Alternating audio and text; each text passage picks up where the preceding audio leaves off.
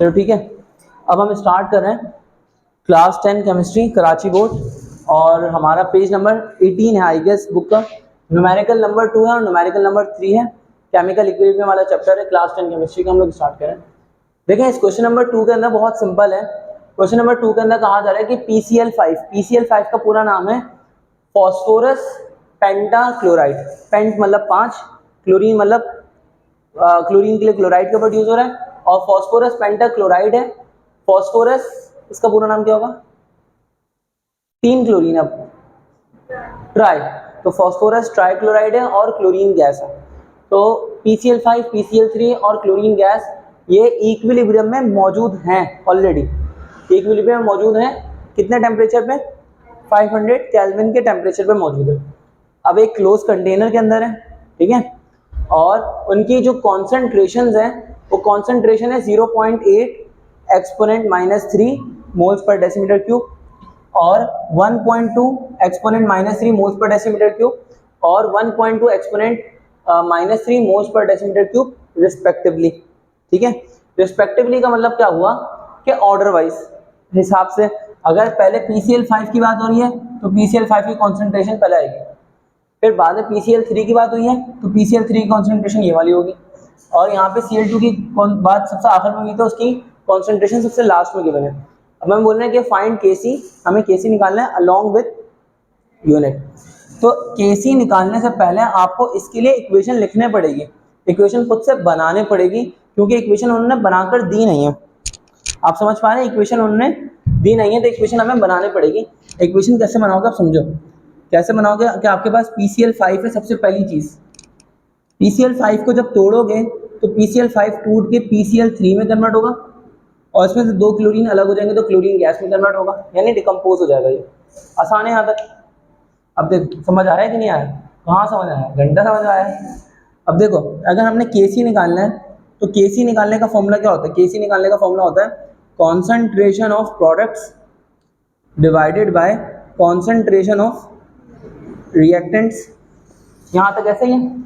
अभी देखो ये क्या हो जाएगा, Kc equals to concentration of products की जगह पे क्या आएगा? प्रोडक्ट्स की जगह पे PCl3 और Cl2 है ना, PCl3 और Cl2 आ जाएगा प्रोडक्ट्स की जगह पे। तो हम यहाँ पे लिखेंगे PCl3 और प्लस Cl2 लिखेंगे, मल्टीप्लाई बाय Cl2 लिखेंगे, मल्टीप्लाई बाय Cl2 लिखेंगे। कौन सा लॉ है ये? आपको याद नहीं होगा, आपको याद होना चाहिए। इक्विलिब्रियम कांस्टेंट से पहले हमने एक लॉ पढ़ा था, जिस लॉ के अंदर इक्विलिब्रियम कांस्टेंट निकला था, लॉ ऑफ मास एक्शन। यार मैं जिससे सबसे कम एक्सपेक्टेड था कि उसने ये टॉपिक नहीं पढ़ा, उसको पता है, हद हो गई। मतलब लॉ ऑफ मास एक्शन के तहत है ऐसा। अब लॉ ऑफ मास एक्शन, और लॉ ऑफ मास एक्शन के तहत यहाँ पे जो प्रोडक्ट्स हैं हमने उनकी कॉन्सेंट्रेशन का प्रोडक्ट लिया है, ठीक है, मल्टीप्लाई किया हम लोग।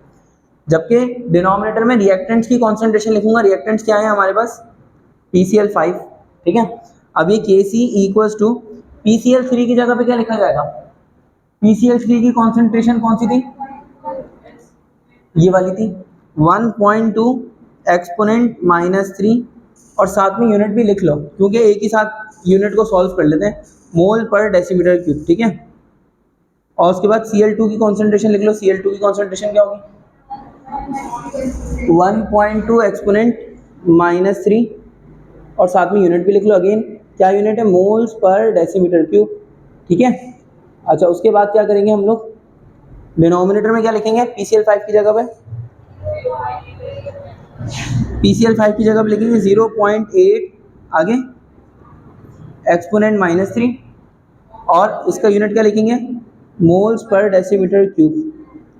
अब देखो, हमें इतना पता है कि 1 मोल्स पर डेसीमीटर क्यूब से 1 मोल पर डेसीमीटर क्यूब का तो खात्मा मुमकिन है, तो हो गया खात्मा, कट गया इनका। अब हमारे पास 1.2 एक्सपोनेंट -3 है, 1.2 एक्सपोनेंट -3 को 1.2 एक्सपोनेंट -3 से मल्टीप्लाई करेंगे, और जो आंसर आएगा उसको 0.8 एक्सपोनेंट -3 से डिवाइड करेंगे। सही है। एक काम और कर सकते हैं कि एक्सपोनेंट -3 से एक्सपोनेंट -3 का एक पार्ट भी कैंसिल हो गया। अब कैलकुलेटर निकालो, 1.2 को 1.2 से मल्टीप्लाई करो, जो आंसर है उसको 0.8 से डिवाइड करना, और उस आंसर के साथ एक्सपोनेंट -3 लगा देना। सही बात समझ में आई? तो निकालो ना कैलकुलेटर, छीनो, किसी से छीनो कैलकुलेटर, छीनो भाई। निकाल लिया। तो भाई हमने कैलकुलेटर छीन लिया है। अब हम 1.2 को 1.2 से मल्टीप्लाई करेंगे। बताइए 1.2 मल्टीप्लाई 1.2 क्या होगा? 1.8। टोटल आंसर क्या आया? 1.8, मतलब 0.8 से डिवाइड करने के बाद देखो केसी की वैल्यू आ गई 1.8 और एक्सपोनेंट में क्या लिख लेंगे? एक्सपोनेंट -3 और साथ में यूनिट क्या लिखेंगे? Moles per decimetre cube. ये हमारा आंसर निकल आया केसी का, ये आंसर है। ऐसा आसान क्वेश्चन है, मुश्किल क्वेश्चन तो नहीं है ना। अब देखो, अब हमारे पास क्वेश्चन नंबर 3 के अंदर देखते हैं। क्वेश्चन नंबर 3 के अंदर क्या लिखा हुआ है? वैल्यू ऑफ के सी हमें बताई हुई है। इस रिएक्शन की क्या है? 1 एक्सपोनेंट -4, यानी कि हमें के सी की वैल्यू पहले से ही बता दी। हमें क्या कर दिया? के सी की वैल्यू पहले से बता दी। के सी बराबर है किस चीज़ के? 1 एक्सपोनेंट -4 के, साथ में कुछ भी नहीं करना। अब देखो बोला एट अ गिवन टेम्परेचर पे के सी नहीं निकलती, क्या निकलती है? At a given temperature QC निकलती है। एट अ गिवन टेम्परेचर क्या निकलती है? क्यूसी। और इक्विलिब्रियम पे क्या निकलती है? बात समझ में आई? पहले वाले क्वेश्चन में हम बात कर रहे थे एट इक्विलिब्रियम, यहाँ ही बोल रहे थे इक्विलिब्रियम कांस्टेंट, ये वो सब कुछ इक्विलिब्रियम में बात कर रहे थे। यहाँ पर उन्होंने क्या बोला? एट अ गिवन टेम्परेचर, एक गिवन टेम्परेचर पे। तो एक गिवन टेम्परेचर पे क्या निकलेगा? क्यूसी। तो हमें क्यूसी फाइंड आउट करनी। पहले तो सीधी बात समझ लो, उन्होंने कुछ बोला नहीं, लेकिन हम समझ गए कि एट अ गिवन टेम्परेचर तो क्यूसी की बात होगी। उसके बाद उन्होंने बोला कि molar concentration of reaction mixture is, हमें HI की कॉन्सेंट्रेशन गिवन है, उसके बाद H2 की और I2 की कॉन्सेंट्रेशन गिवन है। आगे क्या बोला? Predict the direction of reaction. हमें क्या बताना है? डायरेक्शन ऑफ रिएक्शन बतानी है। अब डायरेक्शन ऑफ रिएक्शन कैसे पता चलेगा? कि हमारे पास QC की वैल्यू निकलेगी, फिर QC की वैल्यू देखेंगे हम, KC की वैल्यू से ज़्यादा है या कम है या बराबर है, तो उसके हिसाब से हम पता लगा सकेंगे। बात समझिए। तो अब QC निकालने का फॉर्मूला भी क्या है? QC निकालने का फॉर्मूला भी है concentration of products upon concentration of reactants at given temperature. बात समझ में आ गई? अब जरा मेरी बात सुनो भाई, QC की जगह पे क्या लिखूंगा? QC की जगह पे QC, अबे QC की जगह पे QC लिखेंगे। प्रोडक्ट्स की जगह पे क्या लिखेंगे? प्रोडक्ट क्या है? H2 और साथ में क्या लिखेंगे? I2, और नीचे डिवाइड में क्या लिखेंगे? डिनोमिनेटर में HI की पावर 2 HI था तो उसकी पावर 2 बन गया, HI की पावर 2। सही है। अब हमने यहाँ पे क्या लिखा? QC इक्वल्स टू H2 की जगह पे क्या लिखेंगे? 1 एक्सपोनेंट -5 आ गया किसकी जगह पे? H2 की जगह पे। यहाँ पे क्या हो जाएगा? I2 की जगह पे भी क्या आएगा? 1 एक्सपोनेंट -5 और HI की जगह पे क्या आएगा? 2 एक्सपोनेंट -5 की होल पावर 2। सही है, चीज समझ में आ रही है? और अभी हमने इनके यूनिट्स लिखे नहीं, लेकिन आप खुद सोचो यूनिट्स क्या होंगे। इसका यूनिट क्या होगा? मोल पर डेसीमीटर क्यूब। इसका यूनिट भी क्या होगा? मोल पर डेसीमीटर क्यूब। सही है। और इसका यूनिट क्या होगा? मोल पर डेसीमीटर क्यूब का होल स्क्वायर, है ना। तो मोल पर डेसीमीटर क्यूब का होल स्क्वायर और मोल पर डेसीमीटर क्यूब मल्टीप्लाई मोल पर डेसीमीटर, पूरा कैंसिल हो जाएगा, है ना। तो इसीलिए हमने लिखे नहीं, इसलिए हमने इसको लिख के भी मिटा दिया। शायद बस 2 मिनट रुकना, मैं आता हूँ।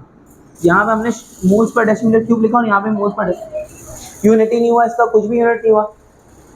अब इसी वैल्यू को सॉल्व करना है। तो आप यहाँ पे करें 1 एक्सपोनेंट -5 मल्टीप्लाई 1 एक्सपोनेंट -5 करें नहीं, मैं आपको बताता हूँ। देखिए QC अपनी जगह पे रहेगा, 1 1 1, और ये क्या हो जाएगा? 10 की पावर -5, 10 की power -5, basis same power side, -5 कितना हो गया? माइनस का 10। सही है, चीज समझ में आ गई? अभी क्या हो जाएगा? 2 का स्क्वायर कितना हो जाएगा? 4 मल्टीप्लाई बाय 10 की पावर -5 को 2 से मल्टीप्लाई करते क्या मिल जाएगा? माइनस का 10। अब 10 एक्सपोनेंट -10 से 10 एक्सपोनेंट -10 क्या हो गया? कट गया। कटना तो बनता है। अब यहाँ पे QC इक्वल्स टू 1/4 क्या हो जाएगा? बेटा तुम्हारा ही घटे आएगा, 1 एक्सपोनेंट -4, सही बताओ 1 एक्सपोनेंट -4 क्या हो जाएगा 0.25। बात समझ में आ गई, आसान है मुश्किल है। तो यहाँ पे 1/4 आ गया 0.25। अब देखो केसी का कोई यूनिट तो है नहीं, क्यूसी का कोई यूनिट तो यहाँ पर है नहीं, हमने क्या करना है क्यूसी की वैल्यू को कंपेयर करना है किसकी वैल्यू से, केसी की वैल्यू से। हम किस चीज़ की वैल्यू कंपेयर करें, क्यूसी की वैल्यू को केसी की वैल्यू से कंपेयर करना है। देखना क्यूसी की वैल्यू कितनी निकली है 0.25। अगर मैं डेसिमल को यहाँ पर भी लेके चले जाऊँ, एक डिजिट आगे लेके चले जाऊँ, तो ये बन जाएगा, एक डिजिट आगे जा रहा है तो ये बन जाएगा 2.5 एक्सपोनेंट -1, सही है। और वहाँ पे केसी की वैल्यू क्या है 1 एक्सपोनेंट -4। अगर तुम लोगों को ये वाली बात समझ में नहीं आई तो बता दो, आ गई ना, कुछ भी नहीं किया कि सिर्फ एक डेसिमल को आगे लेके चलेगा तो ये 2.5 एक्सपोनेंट -1 हो गया, क्योंकि डेसिमल राइट साइड पे गया तो पावर -1। अब तुम बताओ कौन सी वैल्यू बड़ी है कौन सी वैल्यू छोटी है,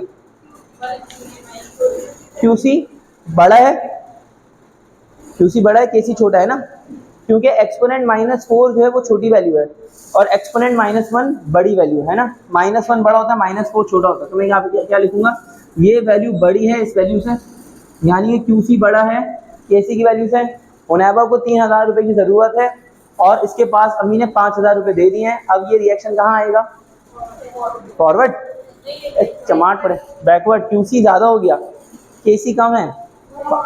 हाँ हमने केसी पे पहुंचना, हमने इक्विलिब्रियम पे पहुंचना है, तो क्या हो जाएगा अब पीछे की तरफ आएगा, सही ना, बैकवर्ड आएगा रिएक्शन। नहीं आया समझ में, आ गया ना। आपको मम्मा ने 10,000 रुपये दे दिए, आपको 5,000 रुपये चाहिए, तो अब आप पैसा उड़ाओगे, सर को ट्रीट कराओगे, वो तो मेरी खुश फहमी है, कराओगे कुछ भी नहीं। तो यहाँ पे हम क्या बोलेंगे, reaction will move in backward direction. Copy कर सकते हो भैया आप लोग, reaction will move in backward direction, बस इतना सा काम था। अच्छा सुनो, यहाँ पे हमने डायरेक्शन ऑफ रिएक्शन प्रिडिक्ट करनी थी, हमने कर ली।